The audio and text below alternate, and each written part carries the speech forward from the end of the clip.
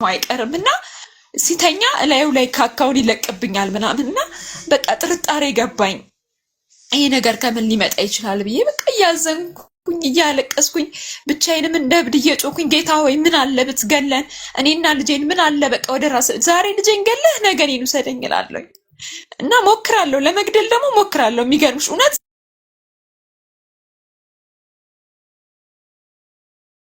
ሞት በቃ እንኖራለን ሳይሆንና ከዛ ድጋሚ እየጨቀጨቁ እየደወሉ ይጨቀጭቁኛል። በቃ ልጁን አምጪ ልጁ መምጣት አለበት ሲሉኝ ድጋሚ ወሰድኩት ካቶሊኮቹ ጋር።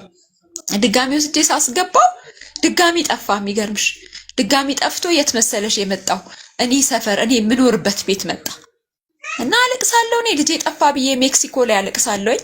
ወንድሜ የደፈረኝ አልኩሽና ይሄ ታላቁ መታው ድራማ ትሰራለች። ልጁን በራይድ ልካ እዚህ ድራማ ትሰራለች አውቃ ነው አይነት ነገር ተናገሩ። በቃ ምንም አላልኩም አልቅሼ።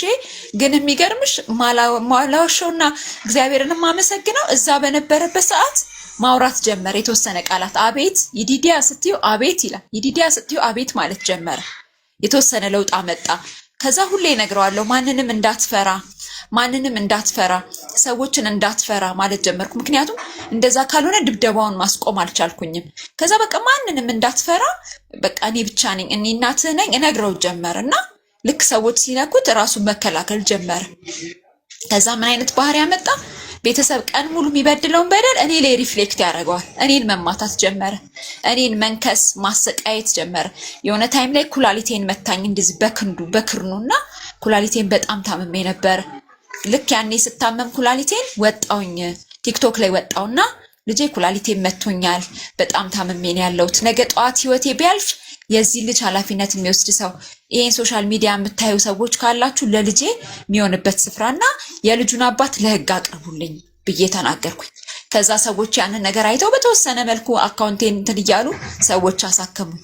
የሚገርምሽ ያኔ ራሱ አንቺን ሳይሽ በቃ መግባት ስለማልችል ጽፋለሁ። ግን የሚገርምሽ ከታች ሀቢባ ቆንጅ ትባላለሁ፣ ኦቲዝም ልጅ አለኝ፣ ልጅ 26 ዓመቱን ጨርሶ አሁን 27 ዓመቱን ሊመጣ ነው፣ እባክሽ አግዥኝ፣ እባክሽ እርጅኝ፣ እባክሽ ልጄን አሳክሚልኝ እያልኩ ላንቺ በጣም ጽፋለሁ። የሚገርምሽ አላቋረጥኩም በጣም ረጅም ጊዜና ሜርሲ ጎልድ የምትባለውን አወቅሻት? ዱባይ ነው አረባ ሀገር ያለችው። ለሷም እንደዚሁ ጽፋለሁ። የሚገርምሽ በቃ አግዙኝ እባካችሁ ከሞትኩ በኋላ ነገ እያልኩ በጣም ብዙ ነገር ጽፋለሁና በቃ ምንም አይረዱኝም። ምንም ብታይ የልጄን አባት ደግሞ በፊት ምንም አይመስለኝም ልጅ ስለሆነ ታላቅና ታናሽ ስለሆነ። አሁን ግን ሳየው ሳይኮሎጂካሊ እየተጎዳው። ሁለተኛ ነገር ልጆች አሉት አግብቶ ወልዶ 3 ወልዶ ፊት ለፊቴ ነው የሚኖረውና ምንም ነገር አለማድረጉ ያናድደኛል። ወንድምሽ አንቺን ደፍሮ እንደዚህ አድርጎ አግብቶ ሲወልድ ሚስቱ ታውቃለች አንቺን እንደደፈረ? አዎ ሚስቱ ደግሞ ምን እንደምትለኝ ልንገርሽ። እንደምትለኝ በፊት የባል ቤተሰብ ጋር ገብቶ መኖር አልፈልግም ትል ነበር። ልክ እቺን ታሪክ ጭምጭምታ ስትሰማ ገባች፣ ግቢ መኖር ጀመረች። ከዛ ትሰሚያለሽ አለችኛ ቤቢ የዳኒ ልጅ እንደሆነ አውቃለሁ፣ ፍርድ ቤት ብትሄጂ በልጅነት የተፈጸመ ነገር ነው አለች። በልጅነት የተፈጸመ ነገር ነው ፍርድ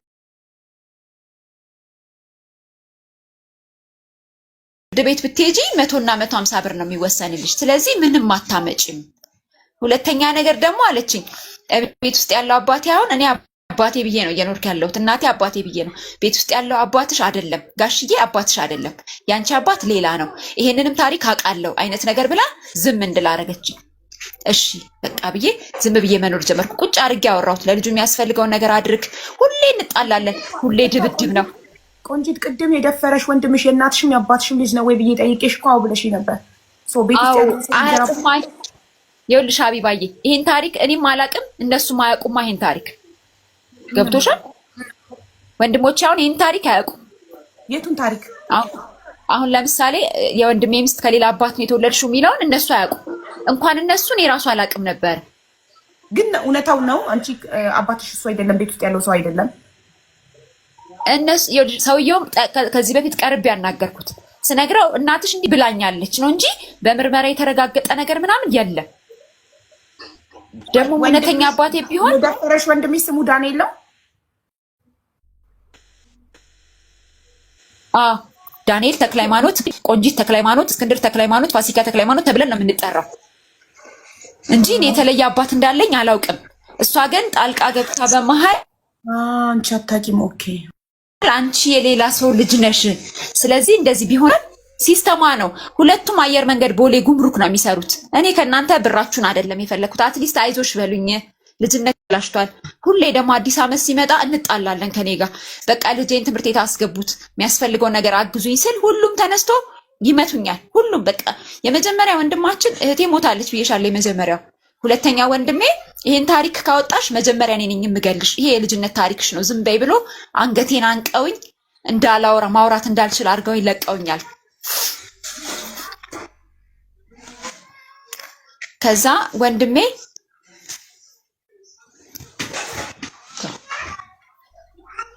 እና ያኛ ወንድሜ አሁን የለም ከቤት ወጥቷል። አሁን ደግሞ የልጅ አባትና የእሱ ታላቅ ናቸው ቤት ውስጥ በቃ ተጽዕኖ እየፈጠሩ ያሉት። እንደነገርኩሽ እንኖርበት የነበረው ክፍል ጠባብ ናት። ውሃ ይተፋል። እውነት ሀቢባ ክረምት በጋ አልልሽም። ውሃ በቃ ዝም ብሎ ነው ውሃ የሚተፋውና ልብስ የለንም።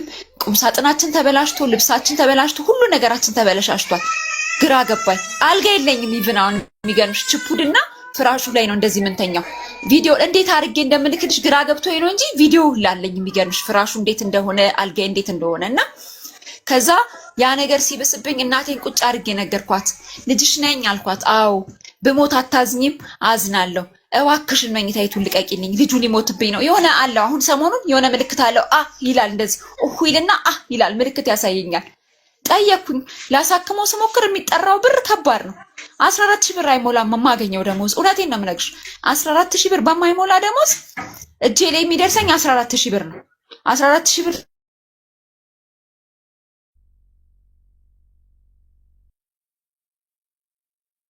ተቀብዬ የኢዲዲያ መድኃኒት አለብኝ 3,000 ላይ ልጄን ካገዝኩ ነገ እንደዚህ አይነት ኦቲዝም ልጆችን ካገዝኩኝ ብዬ ስፔሻል ኒድ እማራለሁኝ። ትምህርት ኮተቤ ነው የምማረው። ትምህርት ቤት አሁን የሚሄድ ቀን ልጄ ሙሉ ቀን ሳይበላ ይውላል። በዛ ላይ ዘለፈ ቆንጂት ቀስ እያለሽ እናት አሁን አንቺ እዚህ ጋር መተሽ በመናገርሽ ወይ ቲክቶክ ላይ ቪዲዮ በመስራትሽ ይሄ አይደለም አካውንቷ ጋይስ ቪዲዮ ሰርታለች በተደጋጋሚ በራሷ አካውንት ግን በዚህ አላስገባም ስላላት ነው። ይሄንን ላይቭ ሪከርድ ምናምን አይተው ሊጎዱሽ አይችሉም። ለህግ አመልክተሻል? ሚዲያ ላይ ወጥተሽ ታውቂያለሽ? ከዚህ በፊት በቲክቶክ ወጥቻለሁ። በቲክቶክ ሌላ ሚዲያዎች ጠርተው ሊያናግሩኝ ፈልገው ነበር። እሺ ሊያወሩኝ በጣም ፈልገው ነበር። ከዛ ሳስበው ቤት ውስጥ ሆኜ ይኸውልሽ ይሄ ነገር ቢፈጠር ልጄንስ ባጣ እኔስ ብሞት እነሱ ጋር እየኖርኩኝ ይሄንን ነገር አውጥቼ ብሞትስ ብዬ አስቤ ሚዲያዎች ሲጠሩኝ አልሄድኩም እስካሁን። ግን ቀስ እያልኩ ቲክቶክ ላይ ግን ያለውን ነገር እየገለጽኩኝ አትሊስት አሁን ሰፈሩ አውቋል፣ የሰፈሩ ሰው ያውቃል። ስለዚህ ትንሽ ሰዎች የሆነ ነገር ቢፈጠር እቺ ልጅ የሞተችው በዚህ ኬዝ ነው ብለው ቤተሰብን አይለቁም። ነገር ግን አቢባዬ ከሞትኩ በኋላ ምን ዋጋ አለው? ዋጋ እኮ የለውም። እውነቴን ነው የምነግርሽ። የሰፈር ሰው ምን ይላል? የሰፈር ሰው ኦልሬዲ ልጁ እንደሆነ ያወቀው መቼ ነው? በስቴፕ ንገሪኝ ፕሊዝ። መቼ ነው የሰፈር ሰው ያወቀው እውነታውን? የሰፈር ሰው መቼ መሰልሽ ያወቀው? ከ2011 በኋላ። በምን አጋጣሚ የሰፈር ሰው አወቀ? በቃ ሁሌ ስደበደብ፣ ሁሌ ስመታ፣ ሁሌ የሆነ ነገር ሆኜ ሲያዩ ለምንድን ነው አንቺ የተለየሽ ሰው ነሽ ወይ ለምንድን ነው እንደዚህ የሚያደርጉሽ ሲሉኝ ነገርኳቸው። ለአንዳንድ ሰዎች ለተወሰነ ሰዎች ተናገርኩና ቲክቶክ ላይ ሙሉን አምና ወጣሁኝ። አምና ሙሉን የልጅ አባት እንደዚህ አድርጎ የልጅ አባት አግብቶ ወልዶ አጠገቤ ሚዲያ ላይ መውጣትሽን ሲያውቁ ምንም አላሉ። የሚገርምሽ ምንም ነገር አልተናገሩ። ጸጥ ነው ያሉት። ይሄ ሁሉ ዓመት ያፈኑሽ ጉዳቸውን ሰው እንዳይሰማ ከነበረ ስታወጩ እንዴት ምንም አላሉ? ምንም አላሉም። ጸጥ ነው ያሉት። ምክንያቱም ይኸውልሽ በፊት ሰው አያውቅም ብንመታትም ብንገላትም፣ አሁን ግን ሰው ስላወቀ ብለው ይፈራሉ። ሰውም ቀስ እያለ እየሄደ እንደ ይቺ ልጅ ብዙ ኃላፊነት አለባት አባቴን ይሉታል። ተክሌ ይቺ ልጅ በደንብ ያዝ፣ በጣም ብዙ ከባድ ኃላፊነት ይዛን ያለችው ምናምን እያሉ ቀስ ብለው ይናገሩታል። ከዛ ብዙ ነገር ይዛለች ምናምን ሌላ ያልፋል። ያደባብሰው ነው የሚያልፉት። ሁሌ ግን እላለሁ እኔ ለአባቴ ቁጭ አድርጌ እነግረዋለሁ፣ የዚህ ልጅ ነገር አስተካክሉ። ሁላችሁም ኪሳችሁ መግባት አለባችሁ። ትምህርት ቤት ውሎ መምጣት አለበት። እንዴት አይፈልጉም? የሚገርምሽ ማሪ መጀመሪያ አሁን በህግ ነው እነዚህ ሰዎች ሙሉ ቤተሰቡ በህግ መጠየቅ አለበት። ስለ ገንዘብ አይደለም እኛ እዚህ ጋር ልናወራ የተገናኘ ነው፣ ድምፅ ልንሆንሽ ነው።